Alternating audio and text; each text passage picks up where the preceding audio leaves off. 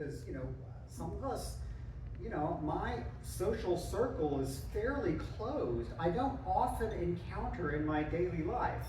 And yet, that can change for a lot of us when we encounter other family members. And somehow that just ups the difficulty. Why? I'm just curious, like what makes talking to family members across political divides even more difficult? Feel guilty of upsetting the family. You feel guilty about upsetting the family. Wow. You're going to have to see them at the next holiday, so it's not like a perfect stranger you're just passing at a party or something. Hard to divorce from your parents, children, things like that. Yeah, absolutely. We love them so deeply and we want to connect with them in ideals of politics, I think. And we want them to not be wrong. We want them to not be wrong. We want to connect with them, right? Yeah, yeah. I have trouble because, well, my family and I, we think we know each other really well, so I think I know exactly where they're coming from, and they think I'm just confused, and then I'll get back to the place I was when I was in high school, Yeah, right. I mean, so we sometimes our bases for I know this person so well. I thought I knew them so well, and they think the same thing about you, and then suddenly, in some ways, you become strange to each other. That's really disturbing when it's family, right? Because families aren't supposed to do that, right? We're kind of stuck with each other. We're not, right? I mean, people can and do essentially divorce, separate from their parents, that sort of thing. That happens. We don't want to imagine that. I also think there's something to what you said. We feel an extra weight, right? That a conversation about politics is never just about politics. That it's freighted with a lot of family history and family dynamics. Like, you're just disagreeing with me like you always disagree with me. Remember since third grade? Yeah, that sort of thing. The guy who, of course, makes these is behind these kind of workshops. And I'm going to be presenting stuff from their family and politics workshop. The actual workshop is like 3 hours long, right? So we're going to go rather quickly through this, give you the sort of, again, Cliff's Notes versions. But Bill Doherty, right, who creates these as a family therapist, a marriage therapist. And as he puts it, political differences between family members, they're driven by different dynamics, right? There's a sense in which if you're my family, I feel like you're part of me, right? So for you to so disagree with this, I identify with you so clearly, there's an extra bit of investment. We really want them to be right, as in, we want them to be aligned with what we think. And it sort of breaks our hearts a bit when that's not the case. And then also that families have a history, right? That family members have backstories that can infiltrate, like, you're not the boss of me. You've never taken me seriously. You've always been the favorite, right? All those sort of things come sneaking back, and they really absolutely infect things. So the goals, if you were taking the entire workshop, the goals would be to develop a deeper understanding of why family differences over politics are uniquely challenging. Like, being able to recognize, this isn't just about your vote. This is about, when you got the best dress for prom so many years ago and I didn't, or something. To gain insight into the common roles that family members can play at these sort of family conversations when political conversations go badly. And here, we're mainly talking about political conversations in person, right? Facebook is a whole other thing. So, and usually I'm going to say Braver Angels just sort of opts out of that and says, well, we're developing some workshops about that, but it's really different because face-to-face encounters are so important to the Braver Angels ethos, right? Kind of what makes it work is that I'm looking at you. I'm seeing you right there. I can't hold an image of you without looking at you. And then finally, demonstrate strategies and skills for dealing with family political differences in a constructive way. And I'll say I really like this workshop also because it especially emphasizes exit strategies and boundaries, which I particularly enjoy. Again, Braver Angels kind of tends to go on a no mandates policy. No one has to have these conversations, right? Certainly, you are not under any obligation to like talk to the most difficult family member or the most difficult friend or acquaintance you have that believes differently than you do. You don't have to do that, right? And how can we get out of this? The ground rules that we try to observe, I mean, there's a great deal of trust already in this group, so I'm presenting this just so you know what would happen in a regular workshop would be the idea of confidentiality, respect for family members, and respect for one another. A reminder that as we talk about maybe our most difficult family members and their beliefs, people in this room may share the beliefs of the difficult people in your life, right? So being aware of that, and how would that change the way that, well, she's just one of those darn liberals who want to blah, blah, blah. Well, there might be other darn liberals in the room, so, right? So the family dynamics of political differences, this workshop is sort of structured around the idea that family members tend to fall into different roles. Particularly at family gatherings, like at holidays and such like that. And there are, I think, 7 that the workshop designers sort of identify, and you will get to see whether they match your own experience or not. But there's first the gladiator, the one who at any family gathering will initiate battles, right? Against the wrong-headed relatives. I am going to straighten you out today on politics. Obviously you're mistaken. I'm going to explain to you exactly. Ooh, hello. All right. You got it. You're okay. Yeah, you're okay.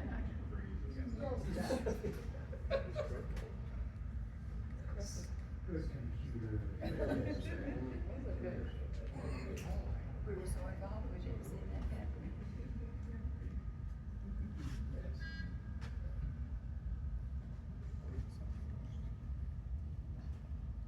There we go. Gladiator. That's right, exactly. What gravity did to my computer, the gladiator does to peace in the household. I planned that. But you also have the defender, right? Someone who is only too happy to counterattack, right? If the gladiator throws out some bait, they will take it, absolutely. And they'll often sort of misrepresent the first position, so you want to just open borders to everyone, or, you want to shut down borders and keep this country just for people who think just like you, right? That sort of straw man sort of thing. And then others play more of a sort of sniper role. They don't launch any attacks per se, they get in little side digs here and there. Often just to get a rise, and then they sort of back away. So what does our family socialist, or what does our family Trump lover think about that one? Right, that they're a little bit of that sort of chaos agent. They just want to watch the world burn.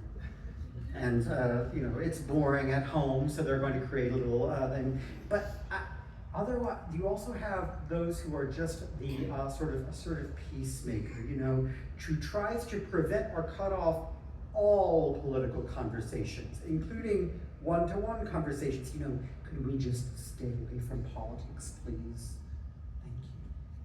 Thank you. We don't want to hear that here. Even if you're just talking to someone else, right? The bystander, of course, just keeps their mouth shut and their head down on their iPhone, right?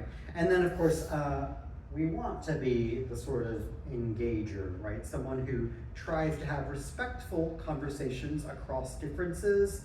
And, the workshop is sort of designed with the idea that, what if we all want to be better engagers? People who don't force anything, but people who are also, again, because Braver Angels believes that silence is not the best answer, right? I mean, obviously, or it should rather be the option of last resort, right? I mean, sometimes, sure, avoiding all political conversations for a particular situation, that can be best, but it's not ideal, right? That ideally we should be able to be authentic about what we believe. And we should be able to accept the fact that other people believe very differently than we do. We can't do this in families. How are we supposed to do this with neighbors, with people in our city, with people in our country, right? Which of these, if any, seems like, do you see yourself? I mean, occasionally we all play, I think, all of these different kinds of roles, if not in family circles and perhaps in friend circles or other kinds of really intimate circles. I am often, I will say, I do not like conflict that isn't in a script that I can study or direct. So I'm often the sort of bystander there, but I don't know. Does anyone see themselves in any of these? Which ones and why? You want to share? Defender. The defender? Talk about that. I just don't wanna let something go if it's out there. Yeah, you don't want to let it float free, right? I would hate for everyone to think that it's okay just to say this without someone, you know, rescuing that. Yeah, I totally see a lot. Yeah. Others? I too am a defender. It's usually if we're going to be, if we know ahead of time we're gonna be in a situation that there's gonna be conflict, I'll promise Bill I won't start anything. We'll finish it. But I never promise I won't second it. Right. So I Yeah. see myself as your definition of a defender. Yeah, I gotcha. I think I like to start as the engager, or if I'm in a really good space, I'm the engager, but if it's already been a rough, whatever, the defender is what comes out. Yeah, that's hard when you walk into a situation that has already somewhat degraded, right? That's a bit different, right? Yeah. There's a case, I remember when I was an undergrad, I was quite the gladiator because I knew the truth. And I was going to, I took classes. We watched this movie. Let me tell you about it at length. Right, and say so, yeah. We did that. Oh, that would be the other question. Aside from which one are you, which one do you find the most difficult when you think of your actual situations? Your actual family situations? Which role? Yeah. What? Did you answer? I didn't. So- Gladiator. The gladiator. Make me most uncomfortable. That's their job, right? I mean, they see it as their job. Like, I'm going to disturb your peace because your peace is just it's ignorance. I'm going to dispel Sniper. that. The sniper. Oh yeah. Like just not even on like a little passive aggressive. Like, oh, I didn't say anything. Yeah, you did. Peacekeeper is hard. Peacekeeper emotion, because it's already out. Right. If it's out, let's go ahead and keep going, Yeah, that sort of that there's a kind of pain to that artificial peace, that if there's just clamp down, that's the sort of gritted teeth, chew your food slowly, get to dessert, sort of that's torturous rather than peaceful, right? Absolutely. For me, when it comes to political stuff, this may surprise some of you. I am either the peacekeeper or the bystander in most places. I don't want to talk about it. I don't want to deal with it. I don't, because I know there's going to be conflict. I just don't like it. The fact that I'm here tonight is actually a pretty big deal, mainly because this is my job to be here. If I had a choice, I mean, really, I don't like talking about politics stuff Right. with anybody that I don't know already agrees with me.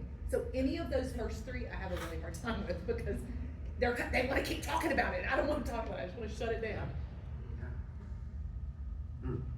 It reminds me a little bit, I'm just going to say, of my old Southern Baptist days when we were, every Sunday we would get to church and the offering had a 7-point checklist, right? Remember? Read Bible daily, went to Sunday school, and one of them shared Christ with someone. And my little 12-year-old self would I would just sit there like on the bus. I've got to share Christ with the person next to me. So you can check that box. Right, and that same kind of like, that's part of what fascinates me about that sort of that overt evangelical soul winning gesture is that it is so uncomfortable. It can be similarly uncomfortable to talk politics, right? There's a similar kind of, those feelings play in the same sandbox for me, right? But yeah. I'm glad I came. I Yeah. just only came because you Good save, good try, but that's all. And the argument, like, what roles do they play? What's hard for you?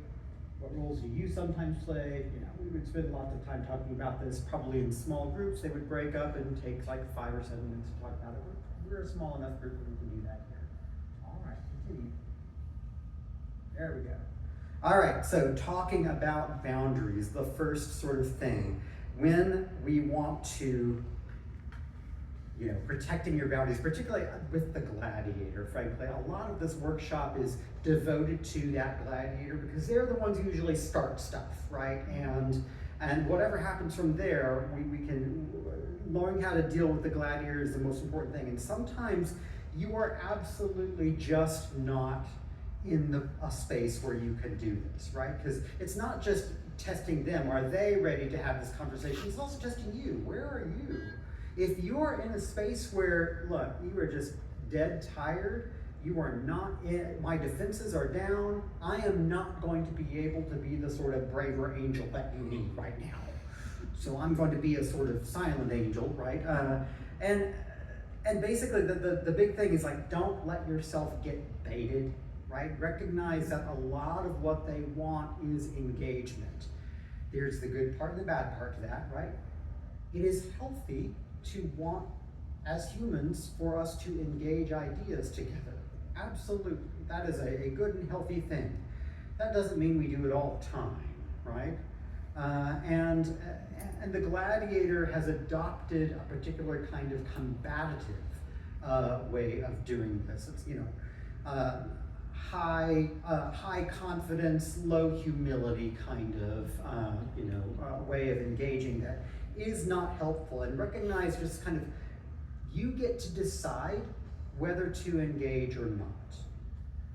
It's surprising how often I forget that I'm an adult, even when I'm 49 years old. It's surprising how often I forget that I don't have to do this. I don't have to respond to this. I can't stop them from saying something, but I do get to choose how to respond. And so the first thing would be just the simple sort of headed off statements like, you know what, let's not go there during dinner or at bedtime or just before I leave. You can just like put a stop to, yeah, I'm just not gonna go there, right? The second would be like some kind of friendly banter, you know, that was a good one, Uncle Joe, and then change the subject, right? Joke, change the subject to something else, right? So if they bring it up again, they're the ones being a bit more awkward, right? And sometimes that'll happen. And then finally, there can be, especially as like, if they keep bringing up the sort of serious response of, you know, not everyone at the table agrees with you, okay? Now is not the time to get into it.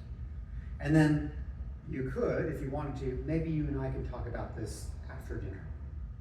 Right? So again, not everyone agrees with you. We're not going to get into it now, and then if you want to, we can talk about it later. Right? And that's, you're setting a fairly strong boundary at that point, and hopefully other people would agree. But again, the thing about boundaries is that, hopefully you know, boundaries aren't about changing what the other person does. I can't do that. Boundaries are always internal, and so when they're pressed, I have to, no, yeah, I'm just not going to talk about it. Change the subject, right? And if they continue to do that, well, they're going to feel bad. I mean, again, there's that feeling, I don't want them to feel bad. I don't want them to feel that, but they have already made the situation awkward. You are returning some of that awkwardness to center, right? Which you get to do. right? And you're doing so in a neutral way, you're not insulting them. They could feel insulted, but you know, you didn't break the habit, so yeah. You may remember from last week the sort of LAPP dialogue thing: listen, acknowledge, pivot, and then perspective. With families, it's a bit different because usually you're dealing with someone who already is engaging you. So what you do instead is clarify, agree, pivot, and perspective, right? So if you were to clarify, for instance, if this were the larger thing, then we would have, imagine that if you are, for instance, a blue identified person, someone in your family gave something like this: I am as upset as anyone about gun violence, but it's bad people or crazy people, not guns, that are murdering people. No one should take away my right to own a gun because a small number of people are misusing their guns. We have to respect the Constitution. Liberals are being dishonest about gun control. They know that taking away people's guns is not the answer because bad guys will always find a way to a weapon. Democrats are playing on the public's ignorance and fears every time there's a mass shooting. It makes me furious. And then we also have, if at your family gatherings the gladiator is blue. You know, these mass shootings have to stop. We have more guns than people in the country, and people are allowed to own weapons of war. The conservatives are completely brainwashed or controlled by the NRA and refuse to look at the simple reality that limiting access to guns reduces gun violence and suicides. Why can't we be like other countries that limit guns to a few people who need them? I'll tell you why. The Republicans stir up fears that the government is going to start by taking away guns and then go after your freedoms. It's crazy thinking. Now, both of these fictional sort of things have been vetted by red and blue members, right? So of Braver Angels, it's gone through a lot of sort of thing to say that this is a fair and fairly accurate representation of what many blues or reds would say, right?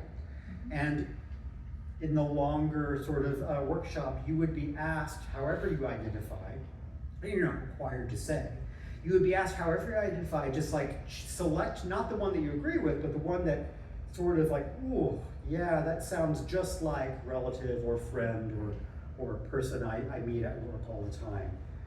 And you'd be asked to sort of deal with that. And the first thing that you want to do is be able to hear this and reflect back to them something like, you know, I think your main point is, or so what I hear you saying is, okay, so I'm getting that you're bothered by, right? And, you know, you could even go further if they're not in the middle of a full-on rant. You could even ask that sort of origin story question. Okay, so I get that you're, you know, that you're really concerned about mass shootings and, you know, the NRA controlling. How'd you come to how did this issue come to mean so much to you? Like, and ask them to tell us an origin story about it, right? As soon as you can divert someone, not even diverting, drill down into an origin story instead of talking points. That's where you can begin to connect, because stories humanize us, right? And they also make the other person feel heard, like this person is really interested in me. In the longer workshop, we would sort of pause and I'd ask you actually to write down what would be a clarify statement for this.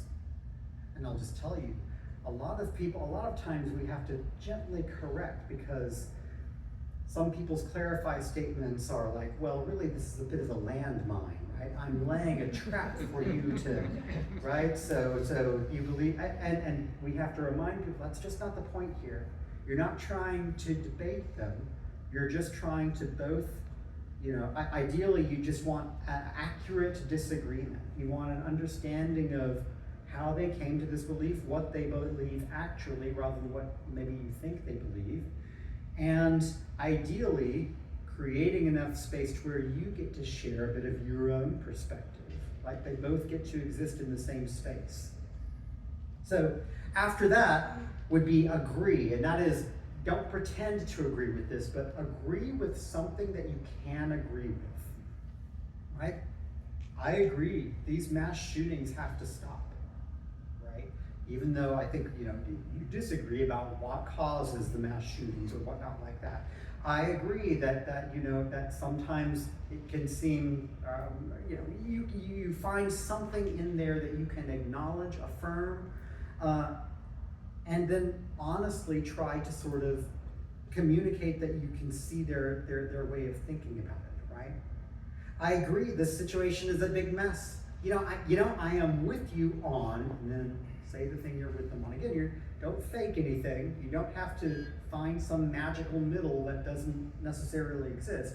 I think we agree, both parties have punted on this for too long. Something needs to happen. We need to clarify something, right?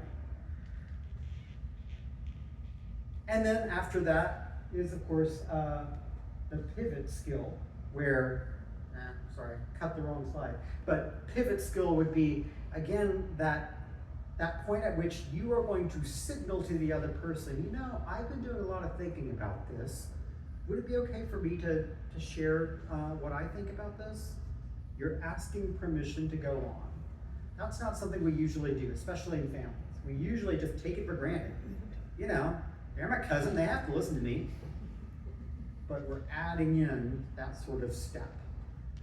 And it's a check for them and for us, right? I mean, if they don't seem open to it, stop, right? Go back to clarify, ask more questions, agree with what you can. That might be as far as you can get, right? Because they just may not be in a space to hear more. And if they're not, then it's no good you saying something, right? Then you're offering a perspective, if they're not ready, is just going to be you being another gladiator with them, or you being a defender against their gladiator, and it's going to go down. That routes us into a different game, right? And we don't want to play that game. We want to play just we're listening to each other. But hopefully, if you've asked someone, if you've agreed with someone, if you've clarified what you believe, especially if you've asked someone their origin story about, how did you come to believe this, right? Or how did this come to mean so much to you? You've mentioned it so many times. I'm just curious, right? And be honestly curious about it. Then at that point, they'll be more likely, if they ever are going to, they'll be more likely to say, yeah, I'm willing to hear what you have to say, right? And then you would move on to your perspective. Clarify, acknowledge, pivot, and wait. And then you offer your perspective, and again, the perspective statement needs to be, state this with I statements. Well, I'm really concerned about the ways, the prevalence of guns, right? Or, I took a class in suicide prevention, and I learned that if someone has a gun in the house, their chances of death by suicide goes so way up, and I'm just really disturbed by that, right? Avoid labeling, right? You're just sharing your own thing. You're not talking about what they believe, what all those others believe, what all those gun nuts or anti-gun maniacs believe. And again, you may have to repeat that process, because probably what they'll do with a perspective, because they haven't taken this workshop, they don't know, right? They'll respond like any of us will by beginning to sort of cut down your argument, and you don't need to, that's another kind of bait, and you don't need to do that. You don't need to defend how you feel, right? They can ask questions, and then if you necessary, you can go back to that sort of clarifying. So what I hear you say, I agree, it's like, okay, I hear you, and then offer your perspective again, because you've already asked, permission. You may have to do that, right? But ideally, the conversation's temperature will be lower by then. And if it's not, then, you can acknowledge what's said and do some sort of exit strategy there, right? Which we'll talk about a bit. Don't get hooked, though, right? Don't fall into a debate. Right? The purpose of this is not perspective versus perspective, it's perspective side by side with perspective. Your opinions and beliefs matter just as much as theirs. You both get to occupy the same space, right? Even if it's a family gathering, right? Blah, blah.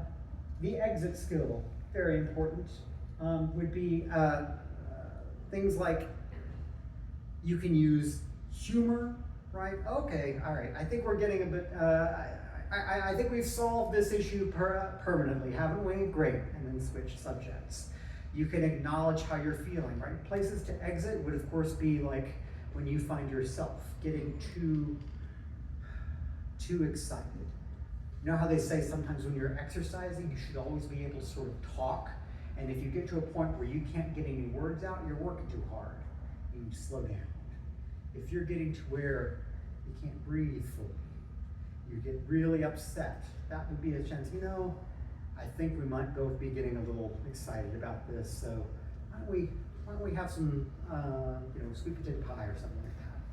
Because who doesn't like sweet potato pie? Or you may have to be even more, so, you know, I actually don't want to get into an argument with you. I was just curious about your perspective, and thank you for letting me share mine, and then change the subject.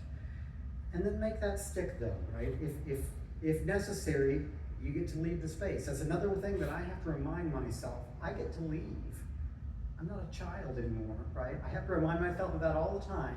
I get to decide whether I'm in this space or not.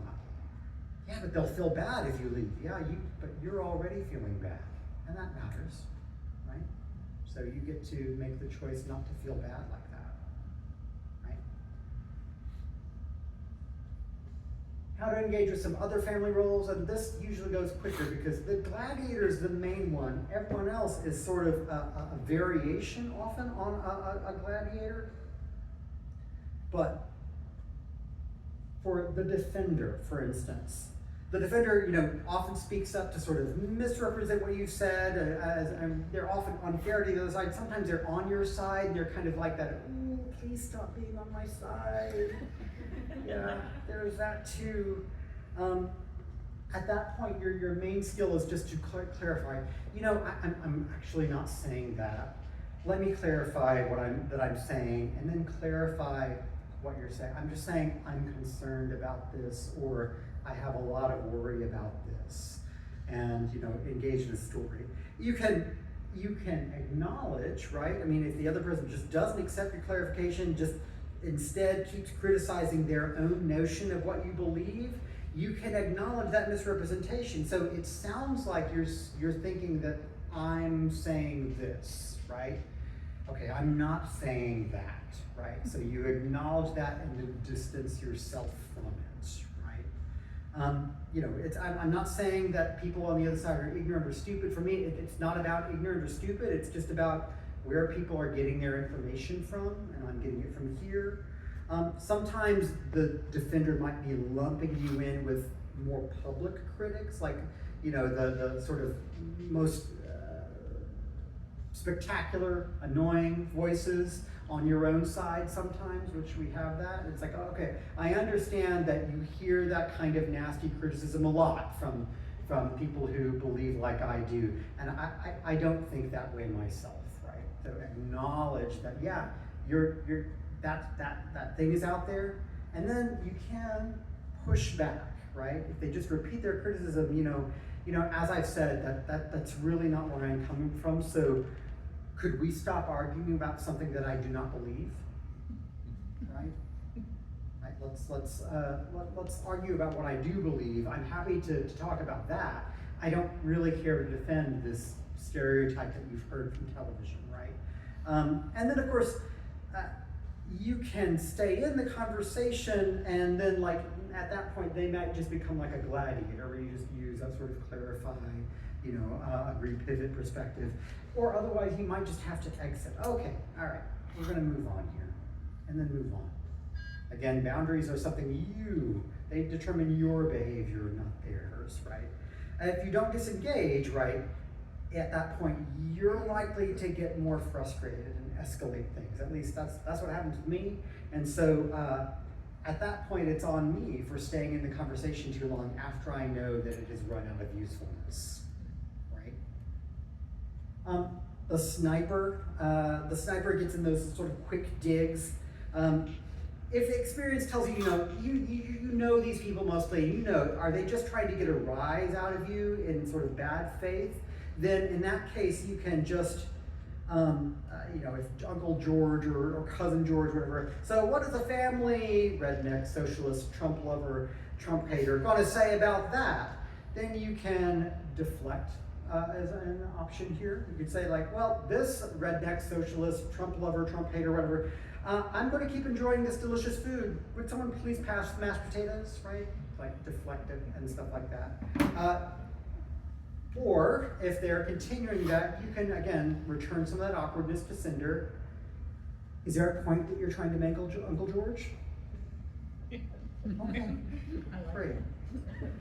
But you have to worry. You're not trying to be a sniper yourself, right? You should ask, because maybe they really do have this sort of thing, and they don't know how else to get that opinion out there, right? And so, and then that's a whole different thing. If you decide to talk to the sort of sniper about, I've noticed that you tend to do this, you should of course do that privately, and that's a whole different kind of intervention. Are they ready to listen to you? Do you have credibility with them? That sort of thing, right? So don't embarrass them in front of other people. There's a difference between like returning awkwardness to sender. I'm sorry, I'm just not getting what you're saying. Could you say it more plainly? Oh, okay. Right. Which, again, there's a difference between that and like, you always do this. You don't believe something, attacking them is a different thing, right? Question, and then if you want to engage, move on. Oh, you keep damage, okay. The peacemaker, examining the peacemaker and the bystander. And so 2 strategies really quickly for engaging the peacemaker. No, did I erase the peacemaker one? I did. That's not very peaceful of me, is it? Oh well.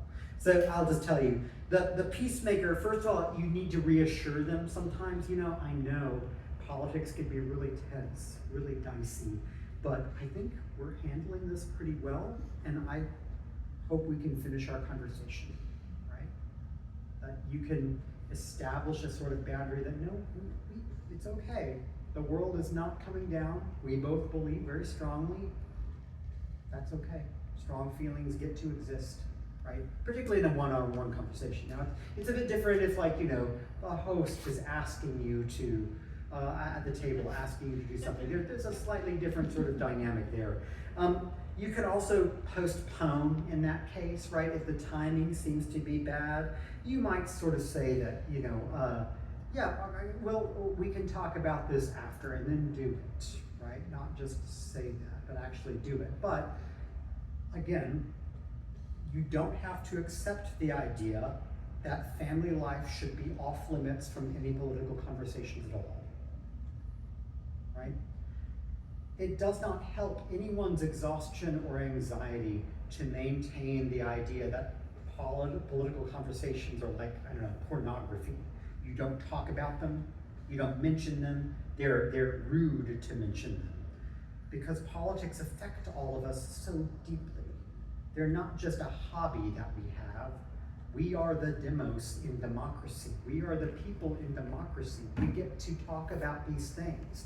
And again, if we don't know how to talk about them with the people closest to us, how are we ever going to talk about the people out there in the world, right? The bystander, again, the people who are just like making the decision not to engage at all, they're in a way, they're setting a boundary, and you get to sort of respect that boundary, but you also get to sort of monitor them. There might be some points where they stop and look up, or if maybe put it down a little bit, right? Nonverbal signals about not engaging in the conversation. You could, if you sense that sometimes people do that because they don't feel like their voices matter. And there's ways to invite them into the conversation. I don't know, you go to college, what do you hear your friends saying, right? As long as you can be sure that they're not going to be attacked by Gladiator or Defender or something like that, right? There's ways to draw them out, but ultimately, it never works to tell someone who is introverted and on their phone, well, can't you just be a little more outgoing? Right, as an introvert myself, that's just not something I care to hear, right? So only if they really do seem interested in that should you really sort of engage with them, right? That's basically the workshop in miniature. We didn't do any of the stuff where I make you write down your responses, share those responses, and workshop those responses. That's what makes the whole thing 3 hours long, right? But it's also kind of what makes it, you know, worthwhile, because again, it's those civility calisthenics. No one of these things is going to solve everything, and everyone's family situation is different, and you know, there may be something entirely else going on that eclipses the need to have healthy political conversations, totally, right? Again, no mandates, right? You should only do this when you judge it. You know your family best. When you judge it to be sort of safe, when you judge it to be open, and you get to practice those sort of boundaries with your family, which can be really hard because, I mean, there's a whole other workshop to be had about boundaries in family. Am I good with boundaries in family? I know, it helps to have a sister who's a mental health professional who can teach me a lot about boundaries. It's like, no, I didn't offend you. I just said no.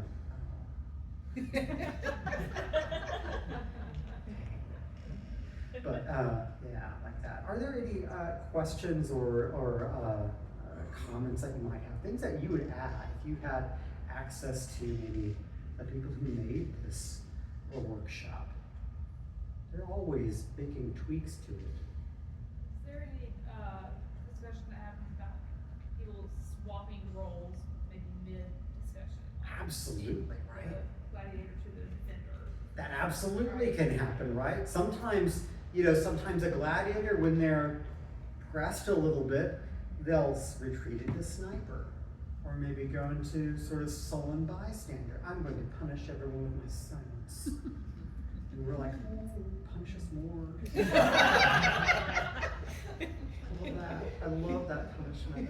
But you know, ultimately, you know, I do, and then sort of I don't, right? And it's like, you know, I don't want anyone to feel like they can't share what they think, right? I want that for myself. I kind of want that for everyone, which means that I need to be up for the fact that I'm gonna hear some things that I may not like. Right? And again, that mindset of I'm not trying to conquer them, I'm not trying to convert them, I'm just trying to get to accurate disagreement, where we can both sort of have an understanding of where we're coming from. Yeah. Have you ever seen the movie 12 Angry Men? Oh, yeah. Yes. Version, black and white. Yep. Good movie. I've used that a number of times in this type of situation with student groups on campus and other groups to talk about how do you relate with other people? How do you talk with them? How do you listen to them? Yeah. And it's an interesting discussion Yeah. through the years, but regardless of the group, even within the church, but with other groups in the university as well. Yeah. That's a good and durable movie. We often call it now 12 Angry Jurors, right? When we do it now, because we tend not to cast just men. But yeah, good durable play. Anything else that you might take from this evening with you?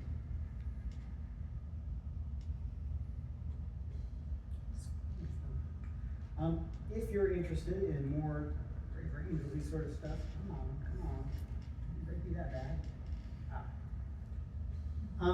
Brave Angels has this neat QR code that takes you to a page. It's like, what's the next step? And it's a nice set of like easy to do next steps. It's not just like join Brave Angels for money. It's also like, here's like a miniature exercise you can do. It's a nice little page. I think there's some good people planning those things. Not me, because I don't know how to do that. But yeah, other than that, that's all there is to family and politics, right? I hope that we're able to preserve a bit of a sense of that.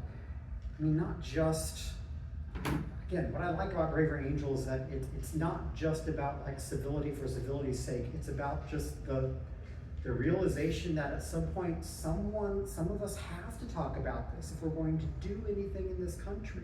It's not going to, you know, as much as I really want to, my sister put it this way, you know, it's amazing how how often we hold on to that idea that we can just go up to someone and shake them and say, be different, be different. It never works, right? I mean, it doesn't work when people do it with me.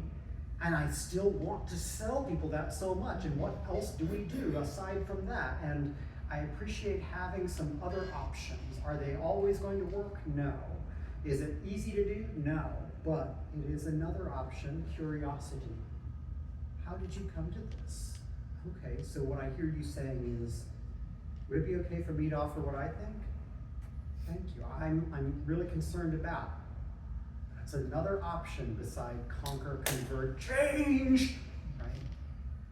Until they come out with the magic wand that lets me change minds. Once that happens, sorry, braver angels, I'm going to go wand all the way. Right, so, all right. Thank you all for having me again, and yeah, I'm happy to answer any questions afterwards.